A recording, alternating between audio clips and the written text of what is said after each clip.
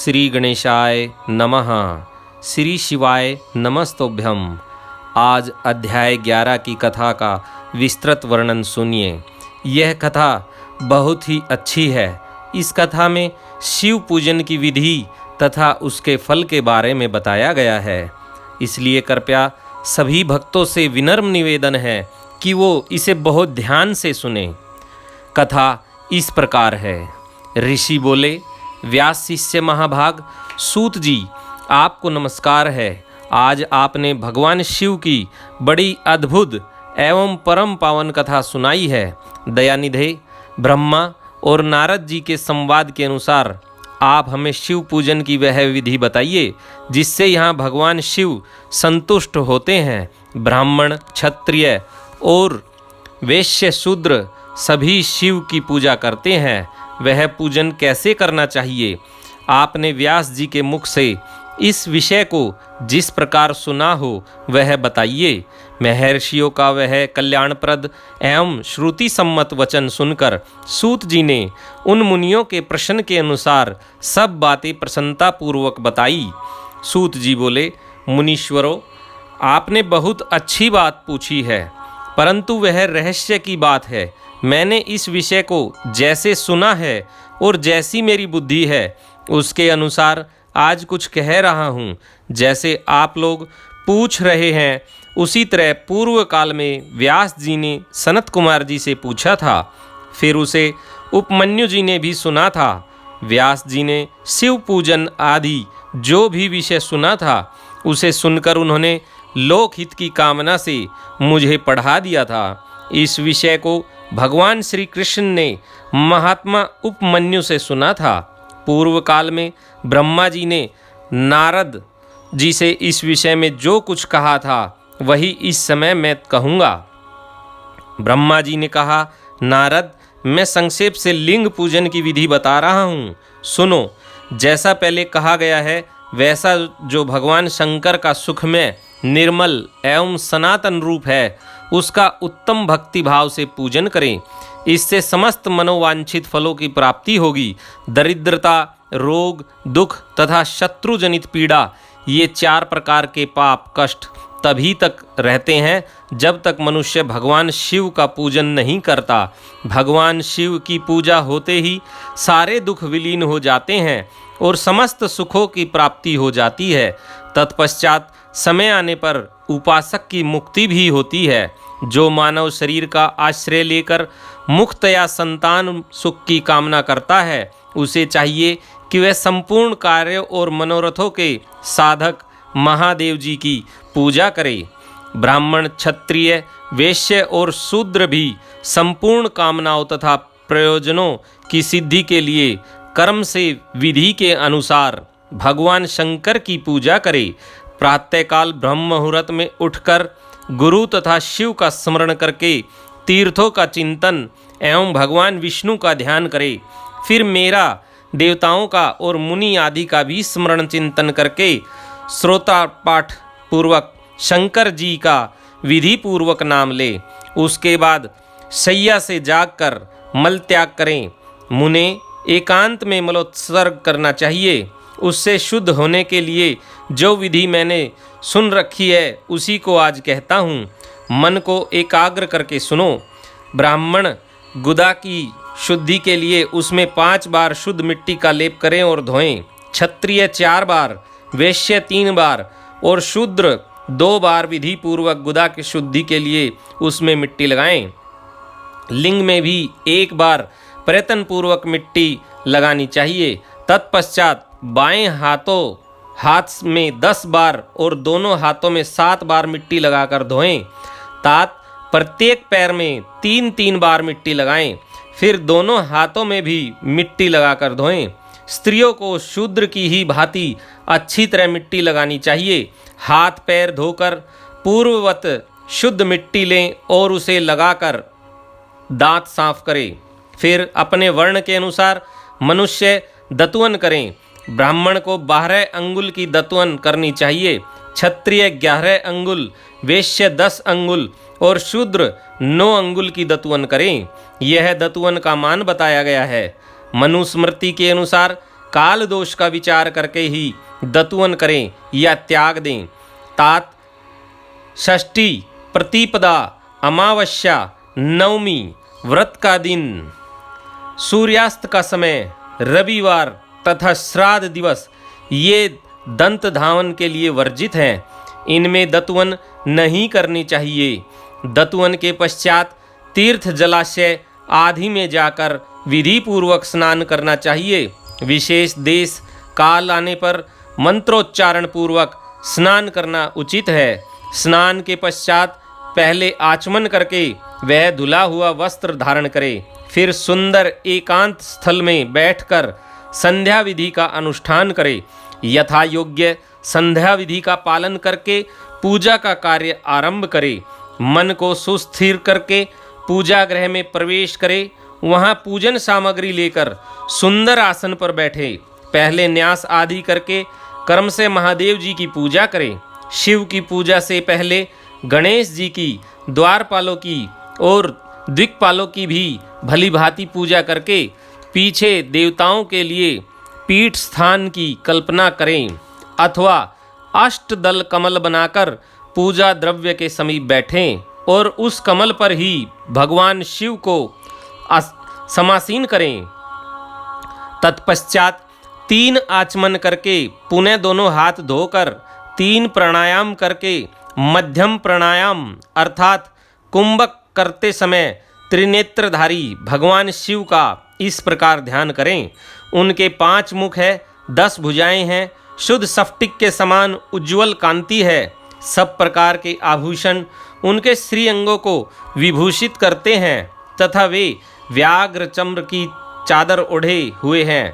इस तरह ध्यान करके यह भावना करे कि मुझे भी इनके समान ही रूप प्राप्त हो जाए। ऐसी भावना करके मनुष्य सदा के लिए अपने पाप को भस्म कर डाले। इस प्रकार भावना द्वारा शिव का ही शरीर धारण करके उन परमेश्वर की पूजा करें। शरीर शुद्धि करके मूल मंत्र का कर्म से न्यास करें अथवा सर्वत्र प्रणव से ही षडंग न्यास करें। ओम अधेत्यादि रूप से संकल्प वाक्य का प्रयोग करके फिर पूजा आरंभ करें। पाद्य, अर्ध और आचमन के लिए पात्रों को तैयार करके रखें। बुद्धिमान पुरुष विधि पूर्वक भिन्न भिन्न प्रकार के 9 कलश स्थापित करें।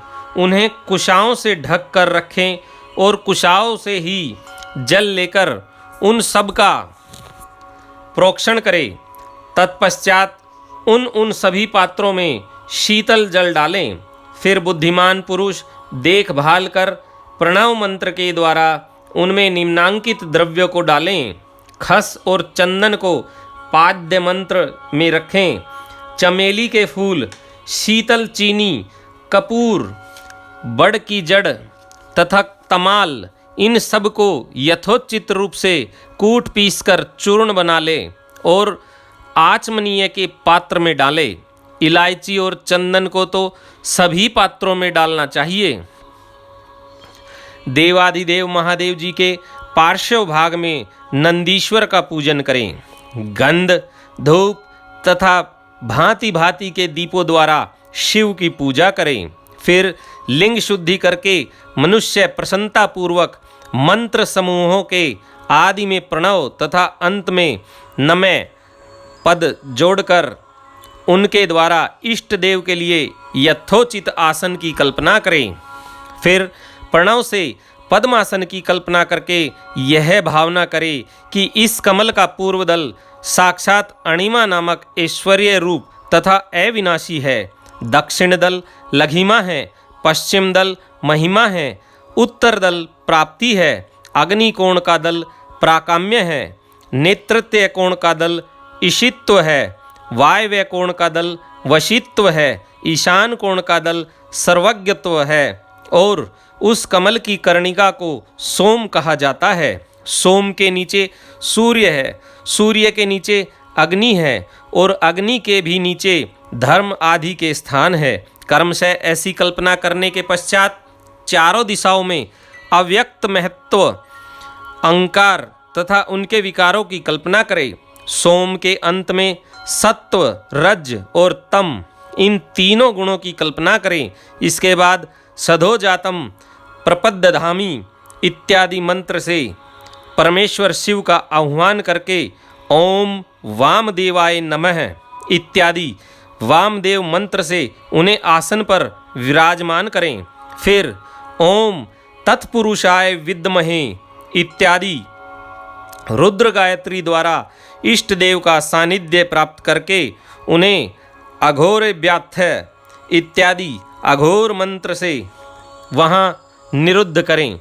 फिर ईशान सर्व विद्यानाम इत्यादि मंत्र से आराध्य देव का पूजन करें। पाद्य और आचमनीय अर्पित करके अर्घ्य दे। तत्पश्चात गंध और चंदन मिश्रित जल से विधि पूर्वक रुद्रदेव को स्नान कराएं। फिर पंचगव्य निर्माण की विधि से पांचों द्रव्यों को एक पात्र में लेकर प्रणव से ही अभिमंत्रित करके उन मिश्रित गव्य पदार्थों द्वारा भगवान को नहलाएं।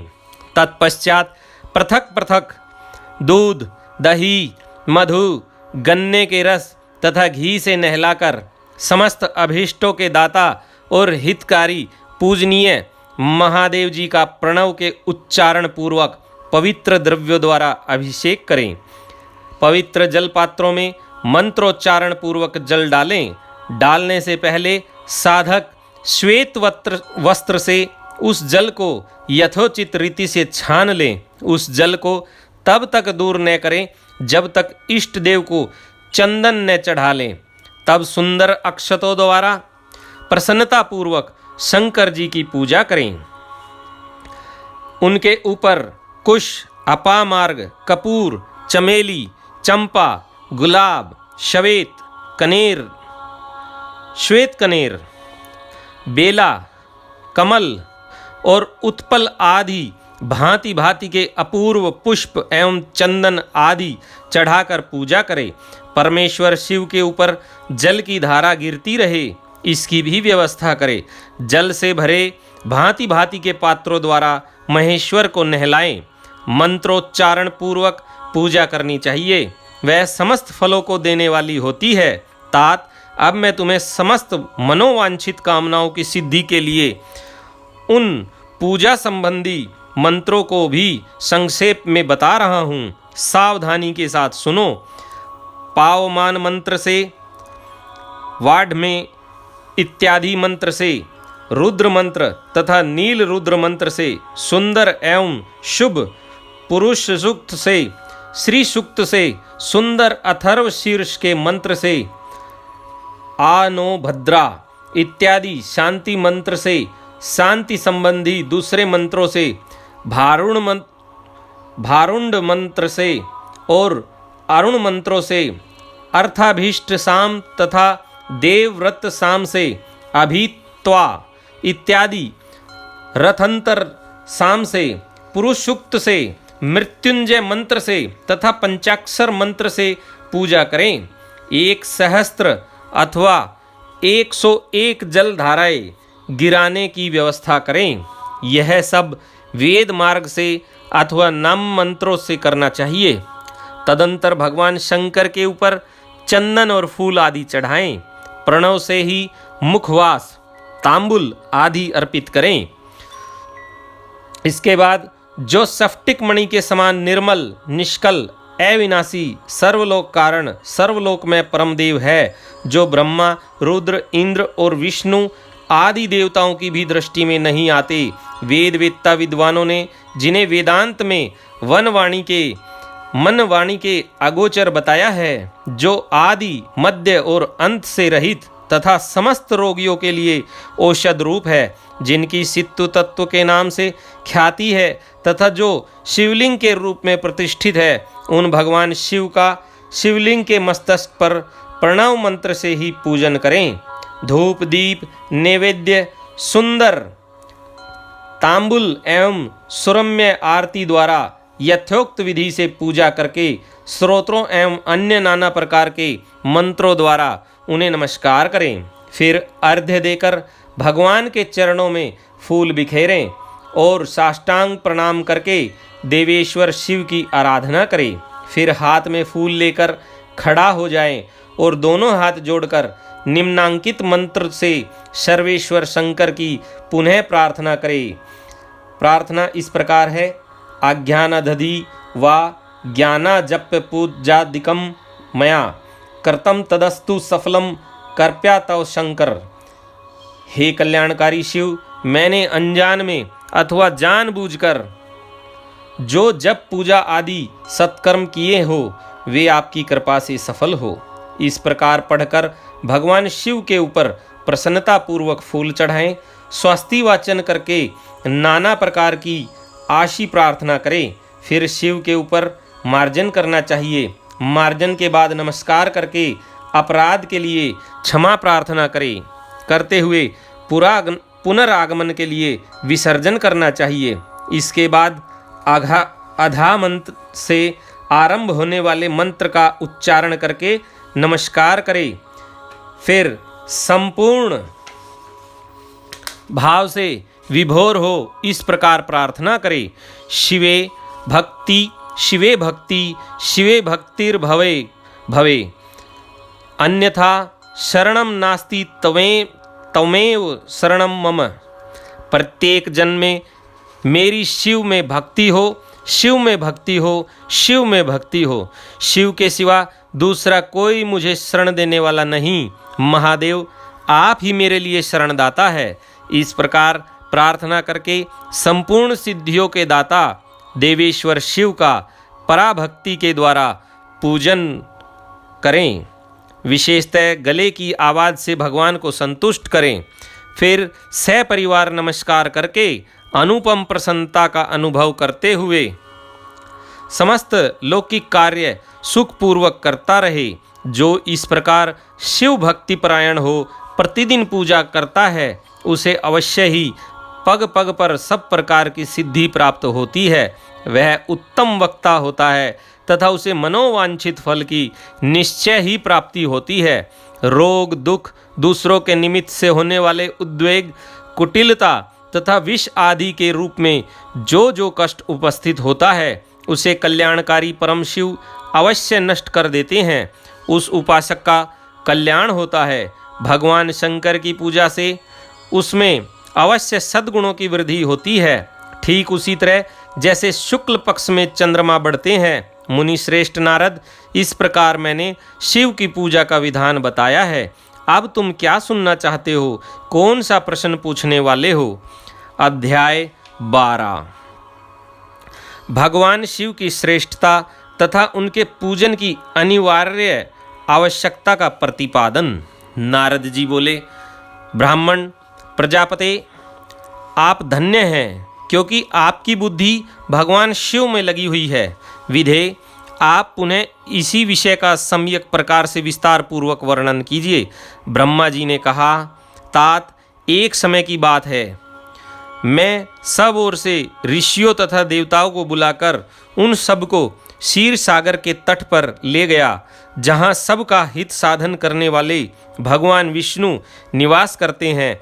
वहाँ देवताओं के पूछने पर भगवान विष्णु ने सबके लिए शिव पूजन की ही श्रेष्ठता बतलाकर यह कहा कि एक मुहूर्त या एक क्षण भी जो शिव का पूजन नहीं किया जाता वही हानि है, वही महान छिद्र है, वही अंधापन है, वही मूर्खता है। जो भगवान शिव की भक्ति में तत्पर हैं, जो मन से उन्हीं को प्रणाम और उन्हीं का चिंतन करते हैं, वे कभी दुख के भागी नहीं होते। जो महान सौभाग्यशाली पुरुष, मनोहर भवन, सुंदर आभूषणों से विभूषित स्त्रियां, जितने से मन को संतोष हो उतना धन, पुत्र, पौत्र आदि संतति, आरोग्य, सुंदर शरीर, अलौकिक प्रतिष्ठा, स्वर्गीय सुख, अंत में मोक्ष रूपी फल तथा परमेश्वर शिव की भक्ति चाहते हैं, वे पूर्व जन्मों के महान पुण्य से भगवान सदाशिव की पूजा अर्चा में प्रवृत्त होते हैं। जो पुरुष नित्य भक्ति परायण हो, शिवलिंग की पूजा करता है, उसको सफल सिद्धि प्राप्त होती है तथा वह पापों के चक्कर में नहीं पड़ता। भगवान के इस प्रकार उपदेश देने पर देवताओं ने उन श्री हरि को प्रणाम किया और मनुष्यों की समस्त कामनाओं की पूर्ति के लिए उनसे शिवलिंग देने के लिए प्रार्थना की। मुनिश्रेष्ठ, उस प्रार्थना को सुनकर जीवों के उद्धार में तत्पर रहने वाले भगवान विष्णु ने विश्वकर्मा को बुलाकर कहा, विश्वकर्मन, तुम मेरी आज्ञा से संपूर्ण देवताओं का सुंदर शिवलिंग का निर्माण करके दो। तब विश्वकर्मा ने मेरी और श्री हरि की आज्ञा के अनुसार उन देवताओं को उनके अधिकार के अनुसार शिवलिंग बनाकर दिए। मुनिश्रेष्ठ नारद, किस देवताओं को कौन सा शिवलिंग प्राप्त हुआ, इसका वर्णन आज मैं कर रहा हूँ, उसे सुनो। इंद्र पद्मराग मणि के बने हुए शिवलिंग की और कुबेर सुवर्णमय लिंग की पूजा करते हैं। धर्म पीतमणि में पुखराज के बने हुए लिंग की पूजा तथा वरुण श्याम वर्ण के शिवलिंग की पूजा करते हैं। भगवान विष्णु इंद्र नीलमय तथा ब्रह्म हेममय लिंग की पूजा करते हैं।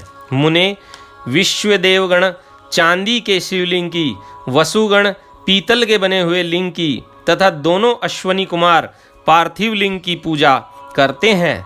लक्ष्मी देवी स्फटिकमय लिंग की, आदित्यगण ताम्रप्य लिंग की, राजा सोम मोती के बने हुए लिंग की तथा अग्निदेव वज्र हीरे के लिंग की उपासना करते हैं। श्रेष्ठ ब्राह्मण और उनकी पत्नियां मिट्टी के बने हुए शिवलिंग का, मयासुर चंदन निर्मित लिंग का और नागगण मूंगे के बने हुए शिवलिंग का आदर पूर्वक पूजन करते हैं।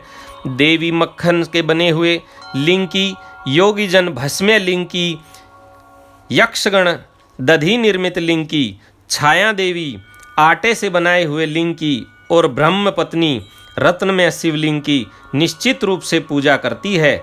बाणासुर पारद की या पार्थिव लिंग की पूजा करता है।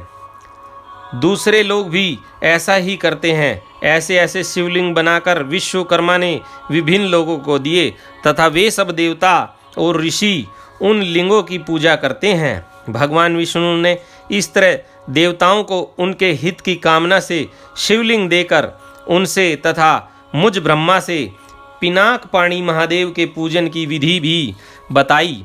पूजन विधि संबंधी उनके वचनों को सुनकर देव शिरोमणियों सहित मैं ब्रह्मा हृदय में हर्ष लिए अपने धाम में आ गया। मुने, वहाँ आकर मैंने समस्त देवताओं और ऋषियों को शिव पूजा की उत्तम विधि बताई जो संपूर्ण अभीष्ट वस्तुओं को देने वाली है।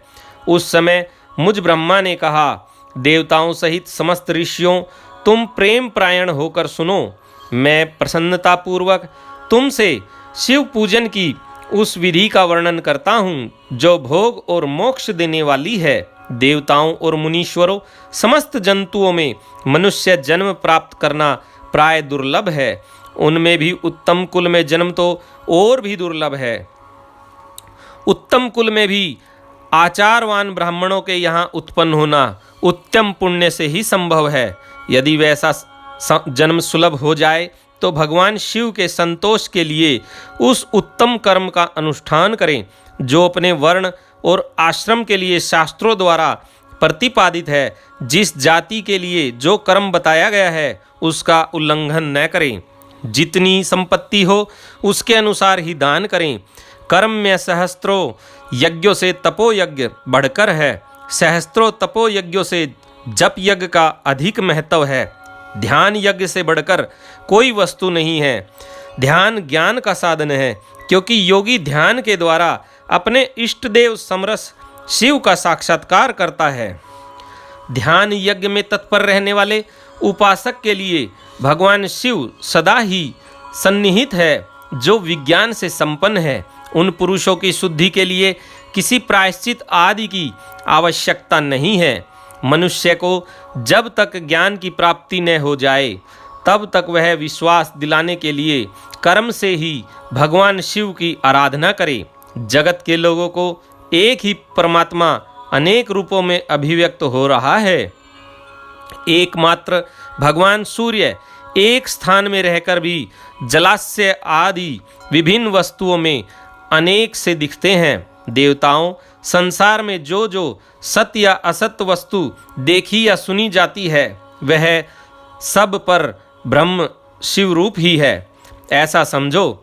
जब तक तत्व ज्ञान न हो जाए, जब तक प्रतिमा की पूजा आवश्यक है, ज्ञान के अभाव में भी जो प्रतिमा पूजा की अवहेलना करता है उसका पतन निश्चित है। इसलिए ब्राह्मणों, यह यथार्थ बात सुनो।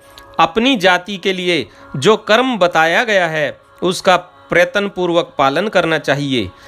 जहाँ जहाँ यथावत भक्ति हो उस आराध्य देव का पूजन आदि अवश्य करना चाहिए, क्योंकि पूजन और दान आदि के बिना पातक दूर नहीं होते। जैसे मैले कपड़ों में रंग बहुत अच्छा नहीं चढ़ता, किंतु जब उसको धोकर स्वच्छ कर लिया जाता है तब उस पर सब रंग अच्छी तरह चढ़ते हैं। उसी प्रकार देवताओं की भली भांति पूजा से जब त्रिविध शरीर पूर्णतया निर्मल हो जाता है तभी उस पर ज्ञान का रंग चढ़ता है और तभी विज्ञान का प्राकट्य होता है। जब विज्ञान हो जाता है तब भेदभाव की निवृत्ति हो जाती है। भेद की संपूर्णतया निवृत्ति हो जाने पर द्वंद्व दुख दूर हो जाते हैं और द्वंद्व दुख से रहित पुरुष शिव रूप हो जाता है। मनुष्य जब तक गृहस्थ आश्रम में रहे तब तक पांचों देवताओं की तथा उनमें श्रेष्ठ भगवान शंकर की प्रतिमा का उत्तम प्रेम के साथ पूजन करे, अथवा जो सबके एकमात्र मूल हैं उन भगवान शिव की ही पूजा सबसे बढ़कर है, क्योंकि मूल के सींचे जाने पर शाखा स्थानीय संपूर्ण देवता स्वतः तृप्त हो जाते हैं। अतः जो संपूर्ण मनोवांछित फलों को पाना चाहता है वह अपने अभीष्ट की सिद्धि के लिए समस्त प्राणियों के हित में तत्पर रहकर लोक कल्याणकारी भगवान शंकर का पूजन करे। अध्याय 12 समाप्त हुआ। इस अध्याय में भगवान शंकर के विशेष पूजन के बारे में बताया गया है। उनको कौन कौन से पुष्प चढ़ाने चाहिए, उसमें कुशा रखनी चाहिए, कपूर, चमेली, चंपा, गुलाब, श्वेत कनेर, बेला, कमल और उत्पल आदि के फूल तथा चंदन आदि भी चढ़ाना चाहिए। भगवान को स्वस्ति मंत्र जरूर बोलना चाहिए पूजा के समय। और भगवान को जब पूजा कर लें उसके बाद क्षमा याचना भी करनी चाहिए कि हे प्रभु, आज जो भी हमने आपकी पूजा की है उसमें कोई भी त्रुटि हो गई हो, कोई भी विघ्न हो गया हो, उसको कृपया आप क्षमा करें और हमारी भूल चूक में जो भी जाने अनजाने में पूजा हो गई है उसको स्वीकार करें तथा उसका फल हमें प्राप्त हो। भगवान को पान भी अर्पित करें। इसमें बताया गया है कि भगवान को पंचामृत से स्नान कराएं। पंचामृत अलग अलग भी ले सकते हैं और उसको एक साथ भी कर सकते हैं। अगले अध्याय में हम शिव पूजन की सर्वोत्तम विधि का वर्णन सुनेंगे। इसलिए आप सभी से अनुरोध है कि आप चैनल को लाइक और सब्सक्राइब, कमेंट जरूर करते रहें। श्री शिवाय नमस्तोभ्यम, श्री शिवाये नमस्तोभ्यम। जय हो शंभो, हर हर महादेव।